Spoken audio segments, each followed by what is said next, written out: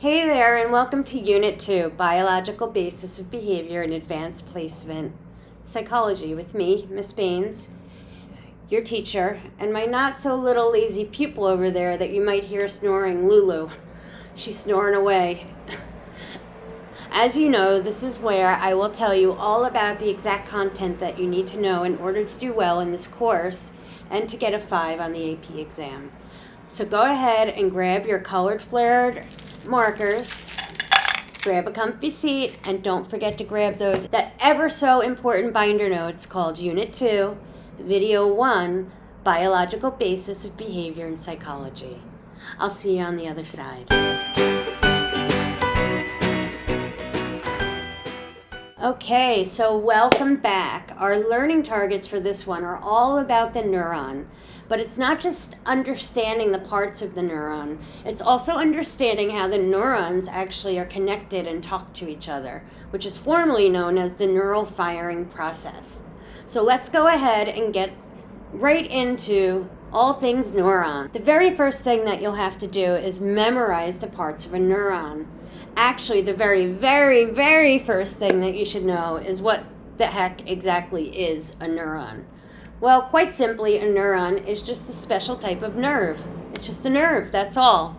It's a very important nerve that is in your brain, and those neurons build networks with other neurons that allow you to think, as well as being connected throughout your entire body and down your spinal cord with other neurons to tell your body parts to move and function and your brain to think and learn.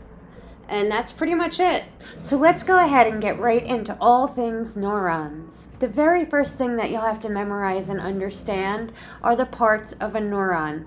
Actually, the very first thing that you should know is what the heck actually is a neuron. Well, a neuron is just a special type of nerve. It's just a nerve, that's all. It's a very important nerve that is in your brain, and those neurons build networks with other neurons that allow you to think, as well as being connected throughout your entire body with other neurons to tell your body parts to move and function, and for your brain to think and learn. And so, well, a neuron, that's pretty much it. I'm just kidding. Let's go ahead and go through the parts of a neuron. The first one up here are these leafy looking guys over here called the dendrites. What I'm actually going to do now is show you what we AP psychology teachers call the neuron dance. I know it's super corny, but if you are able to do this physically, you will forever remember the parts of a neuron because of it. So what you do is you take your left hand and attach it up by your shoulder over here, and you kind of bring it as close to your body as possible. Then you stretch out your other arm and let your little jazz fingers do their work so that both dendrites on either end are kind of alive. Okay? Those leafy looking guys over here in box 1, as I mentioned before, are called dendrites. Dendrites receive incoming messages from other neurons. They then send that message to the soma, or the cell body, which is here inside the dendrite, the sort of brain of the whole thing. It's kind of like the heart of the cell. If you are like me, you follow your heart and always make decisions with your heart. La la la la la. No, just kidding.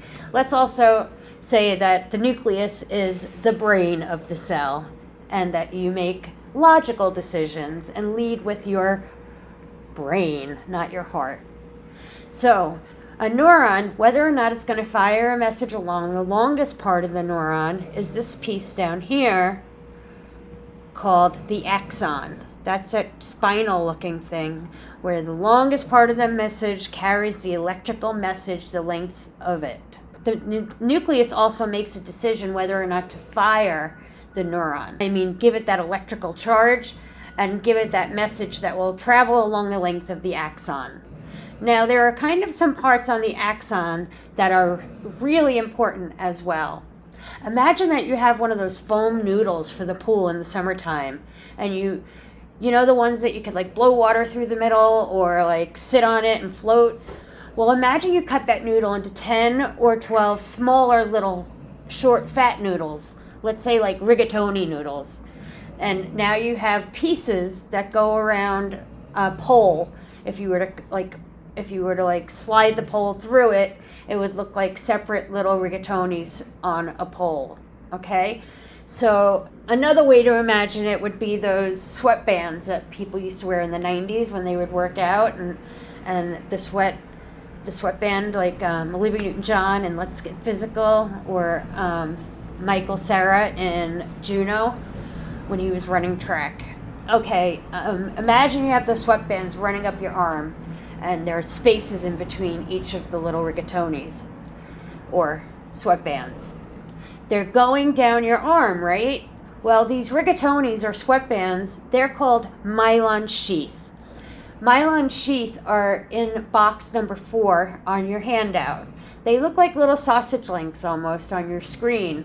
And they are these fatty tissues that insulate, which means they keep the axon, the length of the axon, warm, and allows for the axon to speed up the transmission of its message once it has an electrical impulse. So again, the myelin sheath is sort of like sparkly fat, and it speeds up the message along the axon. Now, the points in between your bands are the nodes of Ranvier, or box number 5, which is just the name of some French guy who first found them when he was looking at the cells under a microscope. They are again simply the space between the myelin sheaths, so that the message can almost jump along the myelin sheath. Now, inside of those myelin sheaths are what we call Schwann cells. They are found on your diagram in box number 6. These Schwann, I think Schwinn bicycles, are non-neural cells in the central nervous system, meaning that they are brain cells, but they aren't neurons. And their job is to form the myelin sheath, okay? So the job of the Schwann cell is to create or generate that myelin sparkly fat tissue, the sheath that covers the little pieces of rigatoni. I always like to think of a neuron cell on a bicycle driving around with a basket of shiny fat, right, of myelin sheath, kneading it and spreading it all along the axons throughout your body. All right, so now you have your spindly little jazz hands down here at the other end of these other dendrites down here, but they have these little buttons at the end called axon terminal buds. Anyway, now you have your little dendrite here going through your axon and another little dendrite at the end.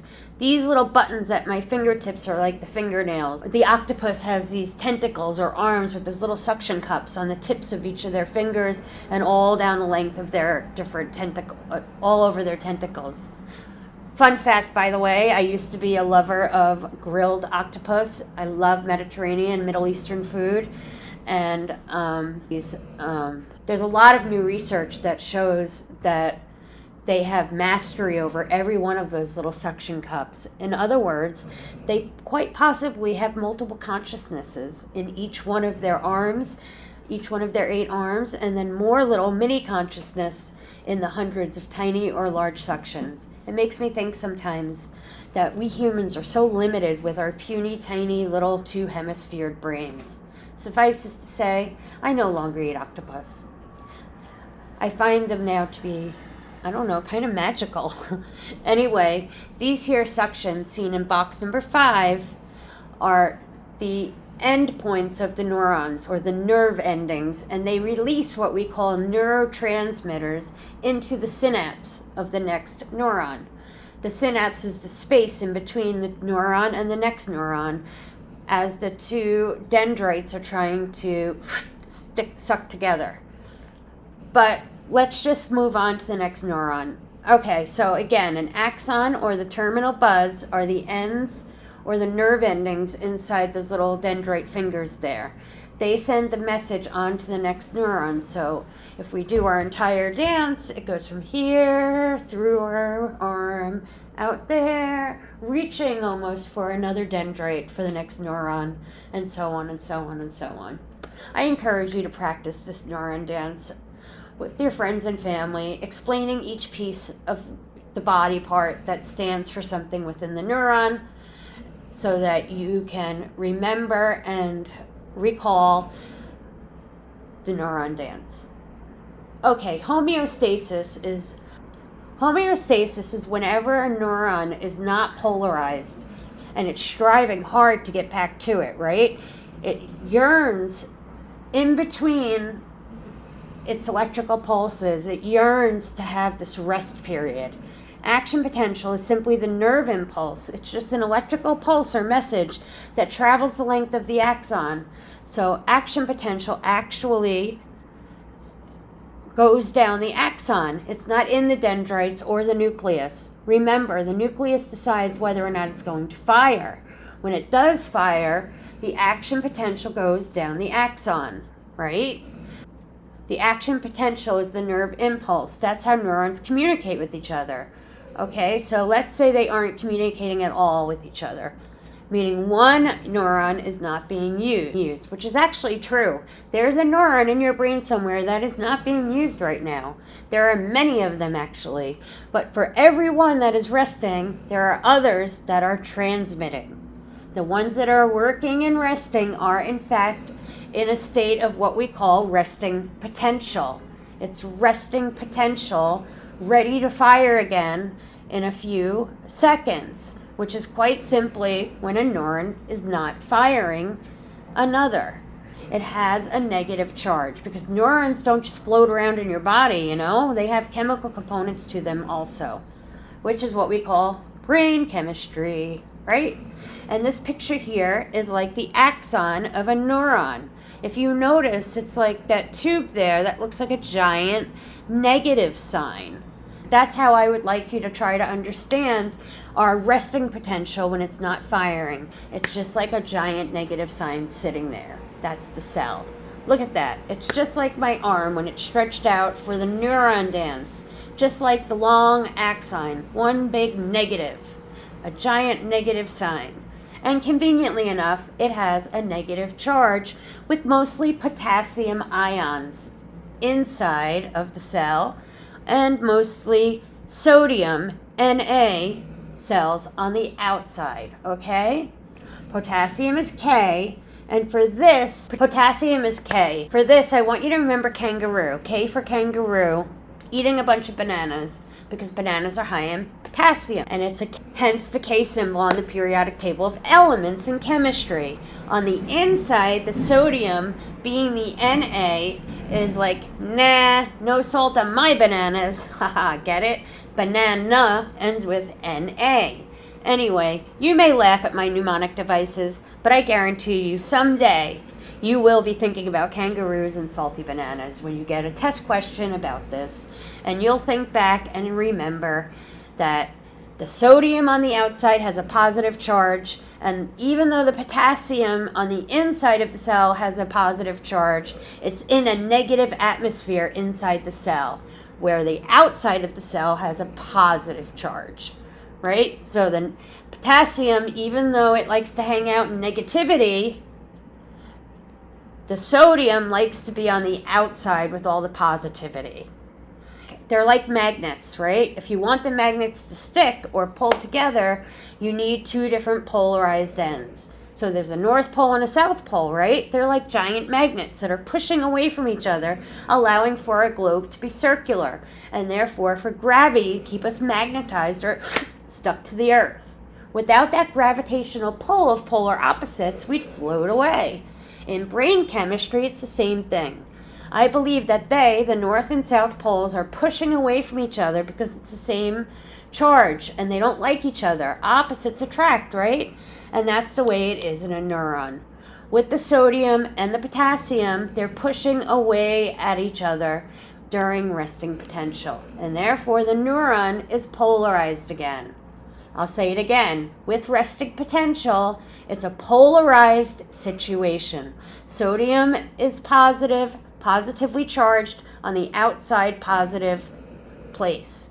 Potassium is also positively charged but lives on the inside during the state where the neuron is in a state of what we call polarization or polarized, right? It's just like those north and south poles pushing away from each other. At this state, The neuron is in homeostasis, which is a normal, happy resting state, the state at which it strives to obtain regularity.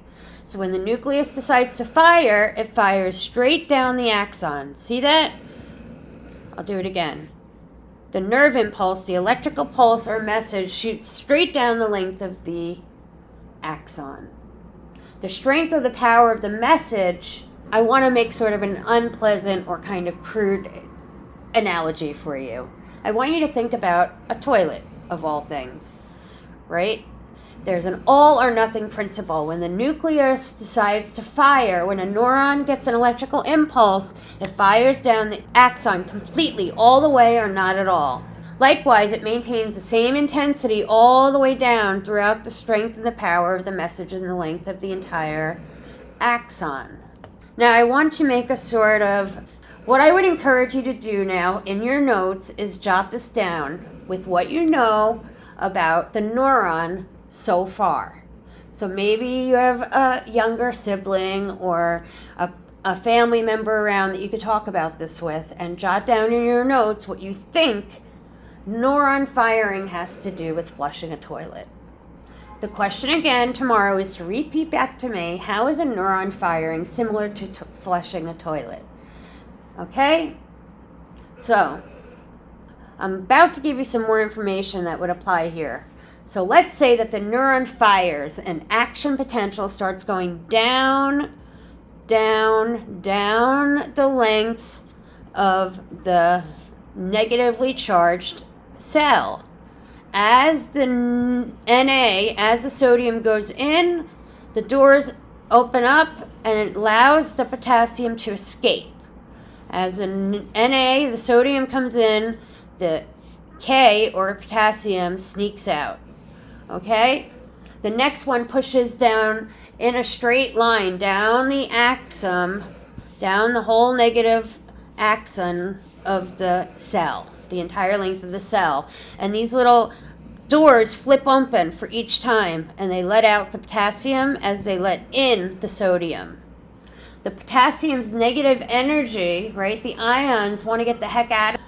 When the sodium fills up the inside, it pushes the potassium out, okay? It's kind of funny, but hopefully you'll remember now how a neuron fires and travels to send messages throughout your body to say, I don't know, tell yourself to duck, or lift up your hand and catch a flying object that your siblings may be hurling in your direction when you're not getting along.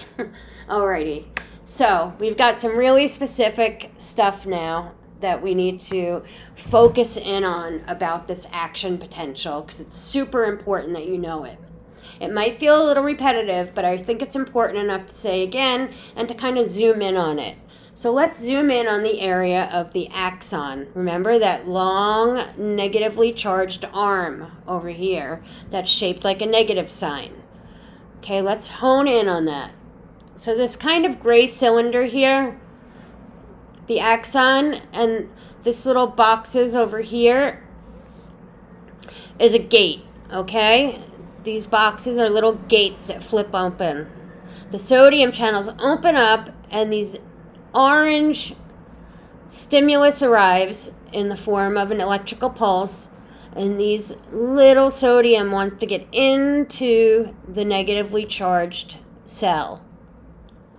But these blue guys, the potassium, don't like those overly positive sodiums, so they, while the gate flips open, they escape. And then more sodium comes in, and it pushes out more potassium. Okay, potassium channels open, and the potassium ions rush out as more gets impulsed or stimulus. Sodium comes in, potassium goes out, and this first sodium channels close. But so the channels further down open up because of the domino effect, causing the process to go the length of the axon. Now, it doesn't just all surge down the axon at once. Just like, I don't know, like telephone poles, right? The electricity in the wires doesn't all surge at once. It flows through really thin little wires, but really super fast. It goes down the wire at a very steady pressured rate. If it surged, it would be overstimulated and it would short out, which is why we all have those big giant surge protectors when we live in our electricity-dependent worlds. We plug in our microwave and the AC and the Dyson Airwrap and our straightening iron, and we multitask, and the toaster's going, and we run the dishwasher along with the clothes dryer so our clothes are nice and warm on those cold winter days. And then we kick back and we charge our computer and our phone, and we're texting and chatting, and all these things are plugged in, and then we're streaming Stranger Things on the TV while we're texting and chatting with our friends, charging up all our devices and our ear pods at the same time, and zap. Oh, wait, sorry about that. I got lost in my electricity story. Anyway, you get the point. We have all had that moment in our lives when we have shorted out a circuit by plugging in too many devices at once. Thank goodness we have those little circuit breakers in our wall panel, one of those giant rectangular surge protectors that takes a hit as well, so we don't short out and burn up the cords of all our favorite electrical appliances. Okay, so now we've talked about action potential. What's happening in the axon? Let's talk about what's happening at the end of a neuron and between the neurons. Okay, so these little ends are those little dendrites over here, these little buttons that we talked about, right? The octopus, it's zoomed in on one of those, okay? This little yellow guy, the thing at the top, is sending a neuron an impulse, and these little guys are neurotransmitters, or chemical substances that crosses the synapse to carry the message to the next neuron, right? It's the little buttons at the end of the tips of the tentacles on an octopus. Or you can think of them as puzzle pieces, right? And one puzzle piece has to fit into the other puzzle piece. And that synapse is magnified here, and you'll see all these little neurotransmitters, which are these little dots or teeny tiny particles that are chemical substances, and the potassium and the sodium that crosses the synapse to carry the message to the next neuron. This synapse here, which is simply the opening in between the two different neurons, that little space. If you want to get technical, a synapse is really a name for nothing. It's the open space between two neurons at which neurotransmitters cross over to each other.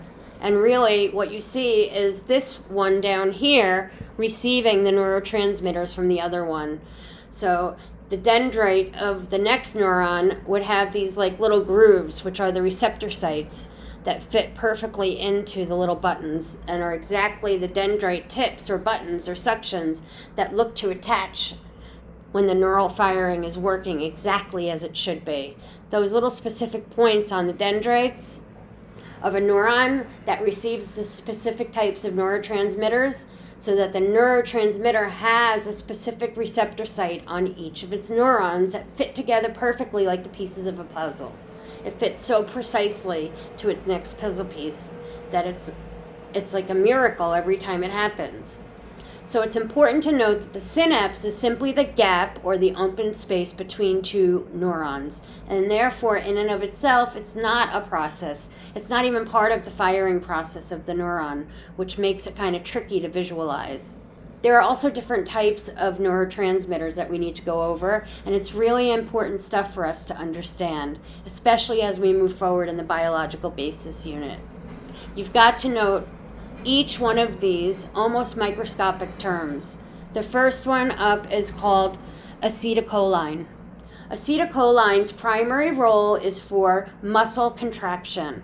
It's the chemistry, right, inside our bodies that makes you be able to squint your eyes when you laugh or smile, or fluctuate or flex your muscles when you're picking something up or holding a pen. It's also involved in memory and learning.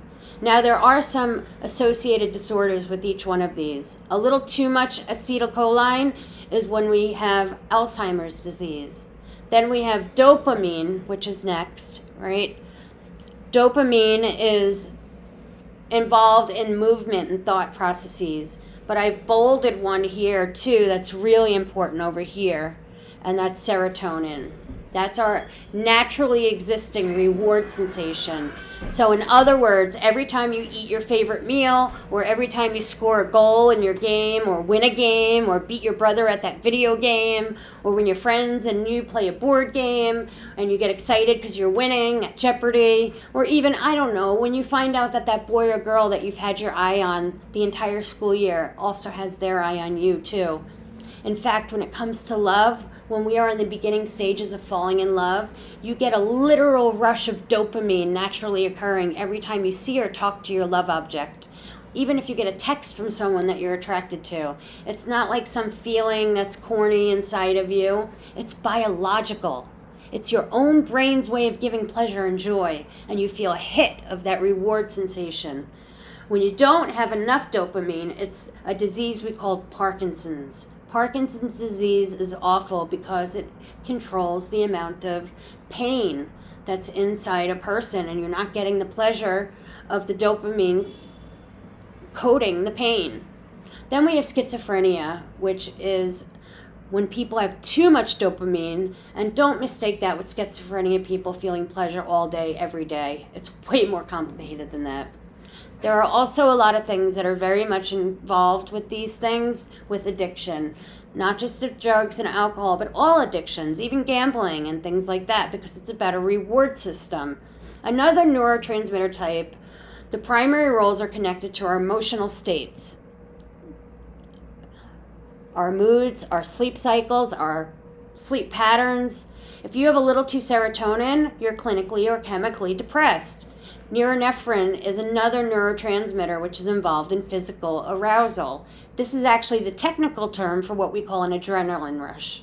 That's when our hormones flood our receptors with one transmitter or another. We'll definitely talk more about that one in our next set of notes. But it's worth here mentioning because physical arousal makes sense when we talk about adrenaline rushes, right?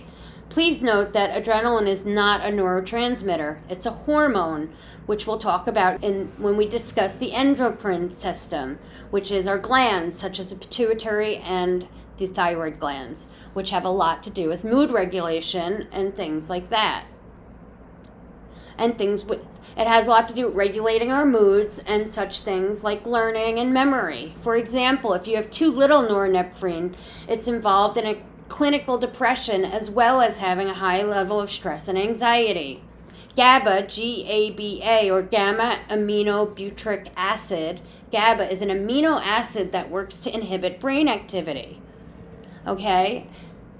This is when your body is dealing, when it doesn't have certain neurons that aren't involved in any action and your body wants to feel good. GABA is released to make sure those neurons aren't involved because they shouldn't be. These are really things that are involved with anxiety disorders and nerve pain. And finally, we have endorphins. Endorphins are all about pain perception, and it has to do with their naturally existing pain threshold, okay? Endorphins increase your pain threshold, essentially by giving positive feel-good emotions and almost like a naturally occurring chemical high. A runner's high, you may have heard of. If you've ever heard of when somebody is running and they're really into it and they're in a zone or a groove, and they have this physical movement of running and sweating, and they get a surge suddenly of more energy just when they thought they were going to drop. They get a whole surge of new endorphins flooding their aches and pains of their knees and their backs, and they feel like they could run the entire marathon from the beginning again. When we push ourselves physically to the max, the endorphins help us by flooding the pain receptors with endorphins, dopamine, serotonin. In opioid addiction, we see the opiates which come from opium, such as morphine and heroin, being derivatives of opium. In fact, if you look at the chemical breakdown of a heroin molecule and an oxycodone molecule, they have the same molecular structure. One just happens to occur in nature, heroin, and one is made in a laboratory synthetically or in a fake lab. Okay, so when we talk about neurotransmitters, we've got to talk about outside substances too, right? Outside substances that we have to talk about are enormously important, outside substances that we might consume or might otherwise come into our bodies and have a psychological effect on us are either agonists or antagonists. This is something that's really interesting. Anything that you consume that has an impact on you psychologically, so think caffeine, nicotine, codeine, cocaine, none of them would have an impact on you if there wasn't already something in your brain naturally existing that was just like it. I know that's counterintuitive. Like, why would you want to do those things if you have them in your own body, right? Almost sounds crazy. You're going to understand this here in just a moment, all right? Agonists and antagonists are both outside or external substances from your body. They are actually from the environment out there floating around on the street, in pharmacies, in laboratories, both legal and illegal. And somehow they interact with our own neurotransmitters when they are ingested into our bodies. And once they have been consumed at the receptor sites of those dendrites, the little leafy little octopus buttons, they interact differently at those receptor sites, okay? So I'm going to give you another analogy here, but this time it's with a key. Imagine you've got 3 keys, right? You've got your real house key that lets you into your house. You could use this key even in the dark. Even when you're in a rush and it's dark out, you can find that slot in the lock because you've used it a million times and it slides right in and it clicks open and it's fine. Then you've got like a master key that when you lose that key or you forget that key behind, you have it stored under like a bush or something and it opens up your front door, but the edges are a little rough and you have to jiggle it around to get it to fit and click open the lock on the front door. It'll work eventually, but it's not as smooth as process as that real house key. Then you have a third key, which is a fake key or the wrong key that fits into the lock. It slides right in, but it may or may not let you turn, but it doesn't unlock the lock. And then when you try to force it, it kind of breaks off in the lock. And then the house key and the master key can no longer get into the slot to open up the door, and now you're sitting outside all night because you can't get in, right? Well, we're going to make an analogy with each one of these key types. The first one is an agonist, okay? The agonist mimics the key that's like the master key that lets you into your house, but it isn't that smooth everyday key that you could use in the dark in a rush. A neurotransmitter actually will fit into the receptor site just like a master key will, okay? It fits into the receptor site like the master key. Good enough. It works like the original house key, but not exactly as smooth as the natural key that belongs there. The same holds true with neurotransmitters. Our naturally occurring neurotransmitters are our house keys. The agonist is like the master key that fits and it works, but it's not as smooth fitting as your house key, the naturally occurring one. And then the antagonist, the third key, actually blocks the neurotransmitter activity. It's like the wrong key altogether that fits in the slot but doesn't even click the lock open. When you force it, it breaks off and now it doesn't let any other things go into the slot in order to unlock. Same with the receptor sites. The antagonist fits into the receptor site like a fake key does. It fits into the lock, but it doesn't make anything happen, right? It prevents the naturally occurring or existing neurotransmitters or your house keys from getting into those receptor sites, and you're unable to feel good naturally anymore. Now, your dendrites are filled with fakes. You can't get into your house, and that's like the antagonist. It blocks naturally existing blah, blah, blah. Let me give you some examples. An example of an agonist would be oxycodone, or Vicodin, which is oxycodone mixed with Tylenol, or Percocet, which is oxycodone just mixed with Advil, which are all opiate derivatives. They mimic the naturally occurring endorphins that are in your body that are supposed to be dealing with your emotional and physical pain as it comes up. Think of the effects of these opioids that might have on the addict, okay? You probably know someone who's had surgery and who have been in a lot of pain. Let's say they use some fentanyl during anesthesia for pain control immediately following the surgery as well.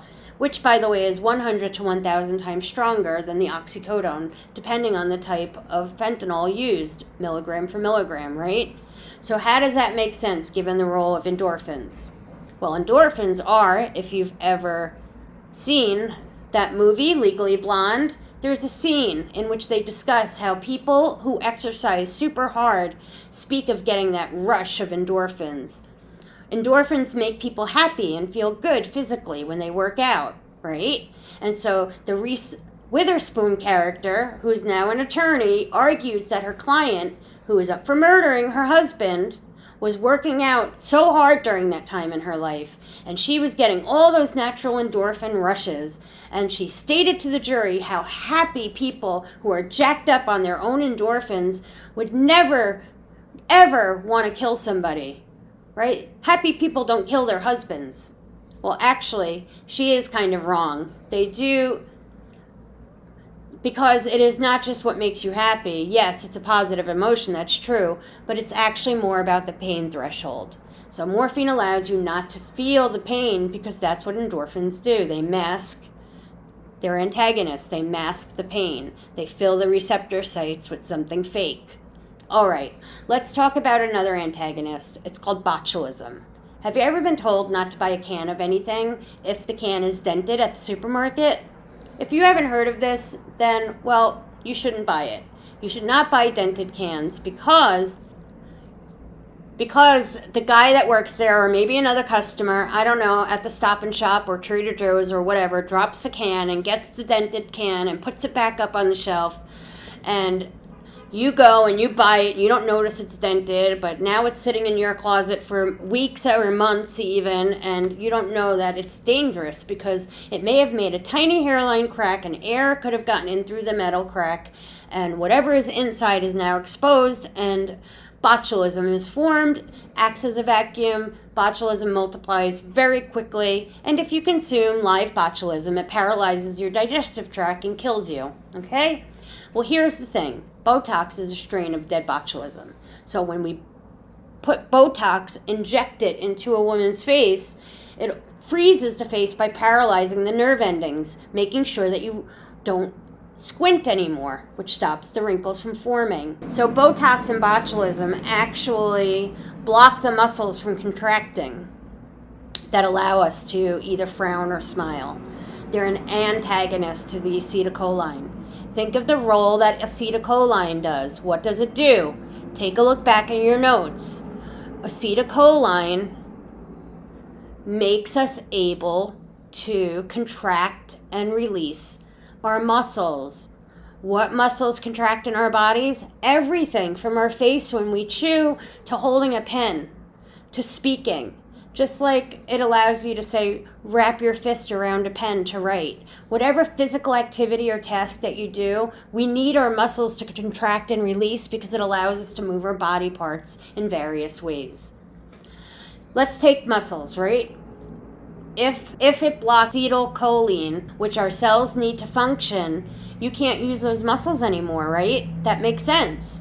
All right, guys, we've talked about all things about the neuron today. And the next set of notes, we're going to talk about the bigger systems involved with the nervous system. All right, guys, we've talked about all things about the neuron tonight. I hope it helped you to understand the different parts of the neuron and the neuron firing process. We have a lot more to talk about tomorrow when we learn about the endocrine system and all of the different glands and the neurosystems inside of our body. Alrighty, that's all for tonight. I'll see you soon. Bye-bye now. Good night, night.